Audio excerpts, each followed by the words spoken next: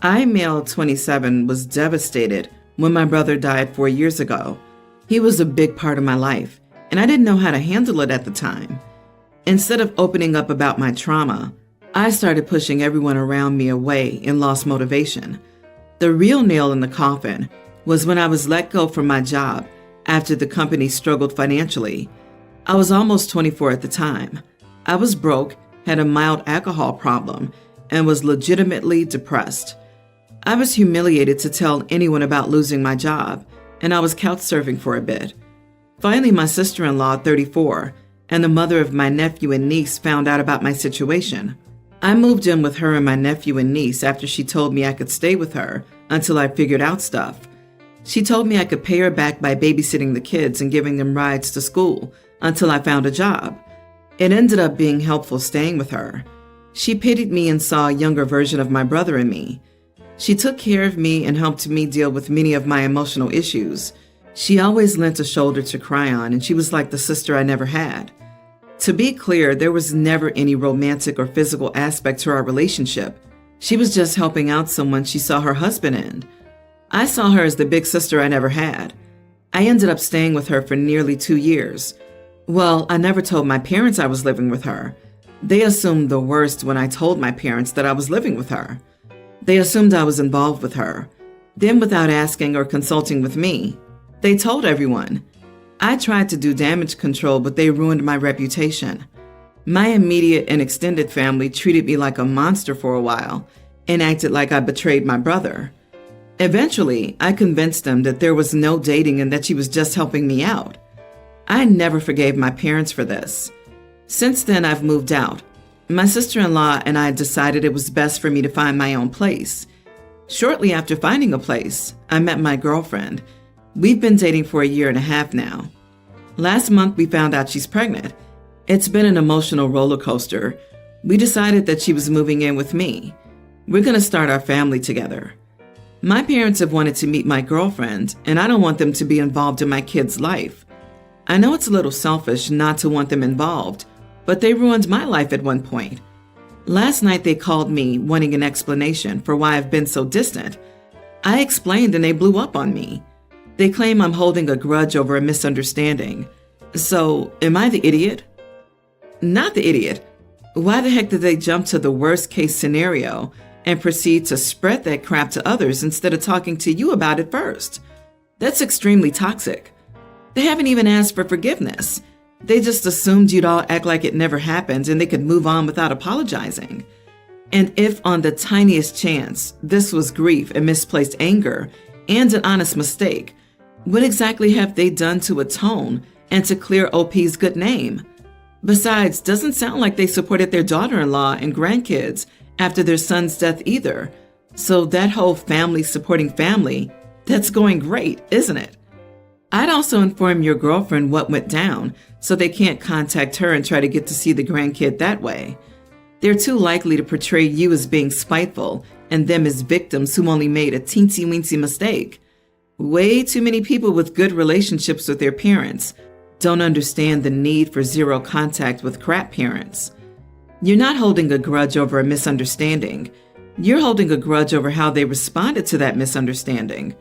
If they don't understand how badly they treated you, let alone feel apologetic, I wouldn't want to keep them in my life either. There was no misunderstanding. There was intentional slander. Your parents don't sound like good people, and you should keep them away from your new family. This may sound harsh, but what if they don't like your parenting? Are they going to tell everyone you abuse your kid? You have to keep stuff like that in mind. They don't ask questions. They just speak, not even caring about the potential consequences, and that can and will cause problems. You have every right to keep them away from your new little family. Congratulations and good luck. My parents divorced when I was 5 because my dad cheated on my mom with Emma. The divorce was pretty damn awful for me. I remember my dad being angry that my mom was exposing his affair to the courts and attempting to get primary custody with him every other weekend. My mom was pretty wrecked by what Dad did. I remember a lot of sadness and crying as well as some anger. My dad and Emma moved in together during the divorce, and I still remember how he introduced Emma to me and how messed up it was. He told me he loved Emma and wanted me to love Emma too and let her be my mom, and how she would be such a good mom too. Emma was all about asking me to be her daughter and stuff. Then at their house, I would hear them saying that my mom was trying to hurt them and was being mean. My mom set me down during the whole thing and told me that she and my dad didn't like each other anymore, and she and Emma also had problems, but she told me that I could feel however I wanted to. She didn't want me to dislike anyone for her sake. She told me so I was aware of why certain things wouldn't be happening going forward and why she might be quieter around them. But it was okay for me to like and love and be happy with them and never be afraid to show that. It took a few months for me to want to try, but it quickly ended because Emma started introducing herself as my mom. This was before the divorce was even finalized. I did spend an equal amount of time with both parents for a few years, but when I was 12, I chose to live with my mom. A couple of years before, Emma got pregnant and lost the baby and almost died. It made Emma infertile, and I remember my dad telling me about it and how she would need me more than ever. I think Emma held on to some hope that growing up would make me feel different about her, and she would experience some of the more fun mom stuff with me someday. But I just tolerate her and my dad, and it's hard some days. They never stopped hating my mom and saying it around me. Now I'm engaged, and already I have the venue decided, invitations picked out, dress purchased, bridesmaid's dress bought, and I even did the flowers and went shopping with my mom for her outfit. I also asked my mom to walk me down the aisle and do a mom-daughter dance with me. I have not included Emma in anything, and when I told my dad I had asked my mom to do the dance and walk with me, Emma burst into tears and ran off, according to him. They say I should have carved out a space for her in all this, that after her never being able to carry her child, I should be trying to include her more, and the lack of a special place for her makes me an idiot. Am I the idiot? Not the idiot. Your father and Emma both contributed to ruining your mother's marriage. They had an affair. They spoke bad things about her, and they expected you to have a good relationship with a woman who mistreats your mom.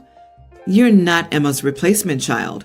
It's their fault that you don't have a relationship with her. And let's be honest, if she could have a child, she wouldn't be bothering you. You are allowed not to have a relationship with her. You don't have any responsibility to deal with her feelings and pretend that the last didn't happen. They not only destroyed the marriage, but tried to alienate OP from her mom. I'm glad OP and her mom are close. Emma and Dad sound like they're lucky to even be invited. You're not obligated to carve out a space for Dad's wife, who doesn't even show your mom basic courtesies and still badmouths her. The old saying, "You've made your bed, so lie in it," comes to mind here. Your father destroyed you and your mom's life by not keeping it in his pants, and now he's angry that your life isn't going exactly the way he planned.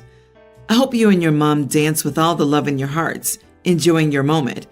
Your father and his other woman will have to overcome it. My children, 18 male, and teen female, are all extremely talented.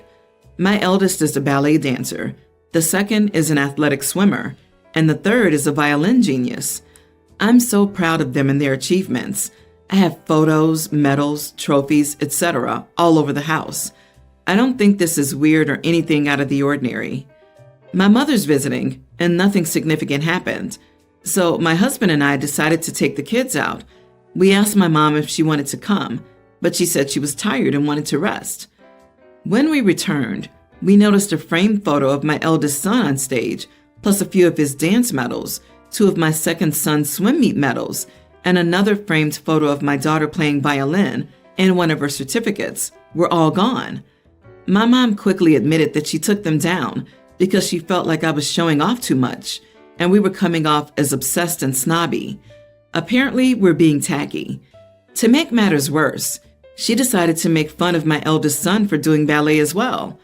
My husband asked her if she was being serious, but she just told us that she'd give the things back once she left. I started laughing in disbelief and told her to give the things back immediately, as she was leaving now. She was upset. She gasped and told me that I had no right to kick her out as her daughter, and I was being disrespectful. but I told her that she was the one who disrespected me by doing something so ridiculous. I mean, who does that? My mom left and did give back the things she hid, but cursed my husband and me the whole time.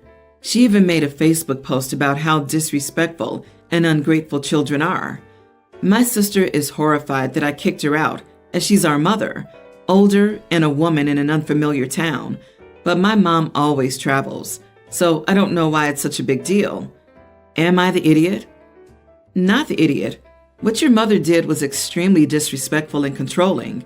She had no right to take your things or insult you, and especially your son. She owes your entire family an apology. You should limit contact with her until she gives you that apology. You removed someone from your home when they disrespected your home and children. Moms don't get a pass to be cruel just because they're your mom. What did she think would be the result of her actions? That they would genuflect and tell her she's absolutely right and beg her to bestow the blessings of her wisdom? Even though I loved my mother dearly, I would have driven her to a motel to get her out of my house if she dared to do something so disrespectful to my family. I believe your home should be your sanctuary, the place in the world where you feel safest and most able to be yourself. Anyone violates that sanctuary for me, my husband, or my children, and they're out. Your mother sounds like a small, jealous person. She doesn't deserve to stay in your home. No sane grandparent would be upset that their grandchildren are talented. She's got a few screws loose up there. Do what restaurants do. Glue or screw everything down and put it on permanent display, then invite her back. I wish my parents celebrated my accomplishments half as much. My mother-in-law, 58, loves my 28 female garden. However, she sneaks into it and loves to read books, have picnics, and pick flowers too. I'm perfectly fine with this. It's just that my dog, who will be called Diego, also loves being in the garden. He poops, plays, runs around, and lays in the garden. Again, this would be fine. It's just that mother-in-law is allergic to dogs. I tell her I'm letting Diego out to play or use the restroom, but she refuses to leave, saying that that dog can wait, or I'm allergic, stuff like that. My husband doesn't mind having the dog use a grass mat in the sunroom, but it's become a problem when the whole room smells like dog poop. So I let my dog go outside to do his business to combat this. Mother-in-law hates this. I explained the situation and told her she's no longer welcome if my dog is a health concern for her. She went insane. She started screaming and yelling, saying she's entitled to be in the garden. I told her to leave. The following day, I went to go feed Diego when I realized I couldn't find him. I frantically searched everywhere, but still, Diego was gone.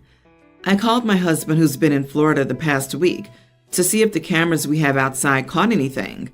I'm stupid and don't know the password to access them, and he said that Dee got in the car with mother-in-law and they sped off. I was angry. I hopped in my car and drove to mother-in-law's house to see what happened, and apparently she took my dog to the pound. This psycho stole my dog and drove it to a pound 30 minutes away. I called the pound and the police. The next thing I knew, I was being yelled at by all of my relatives on social media and thinking of pressing charges. Edit, for those wondering, yes, I did get Diego back. He's happily sleeping on the couch. You would not be the idiot if you pressed charges. She earned them. You would not be the idiot if you got a restraining order, forcing your mother-in-law to stay 200 yards away from your home. She earned that too. It is your home, your dog's home. It's not her home. Absolutely this. I'm so furious on your behalf. Press charges and get a restraining order. She is way past boundary setting.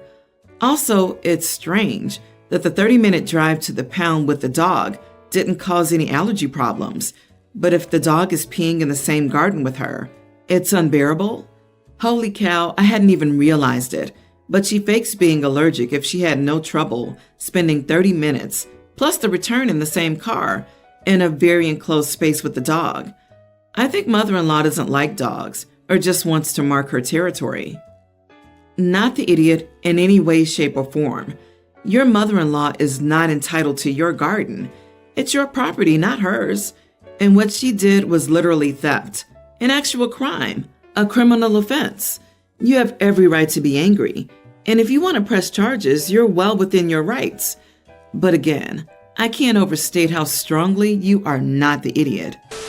I got married recently, and it was a beautiful day.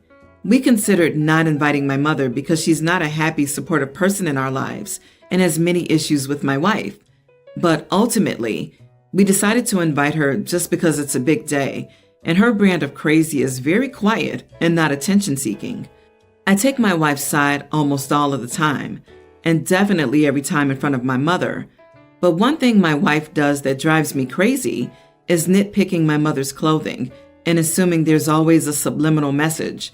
For example, she was offended by what she wore to the rehearsal dinner because the dress had small cutouts on the side, but one of her bridesmaids wore a fancier crop top and skirt combo, and she wasn't offended by that. She was also bothered by the headband my mom wore to our engagement dinner because it was more bejeweled than the ring, and my mother-in-law ripped it off my mom's head and tried it on. Anyway, my mom wore black to our wedding. I've never even heard of that being a taboo thing. My dad got married a couple of years ago, and the bridesmaid dresses were black. My wife said it was offensive because it was a funeral color, but my mom was wearing a nice lacy one-sleeve cocktail dress, not something drab like you would wear to a funeral. She asked me to ask her to either change or leave. I might be the idiot because she was the bride and it was her day, but I said no. I explained that I don't think she did that on purpose, and while I know she's been a jerk in the past, I think she would have worn that even if she liked us.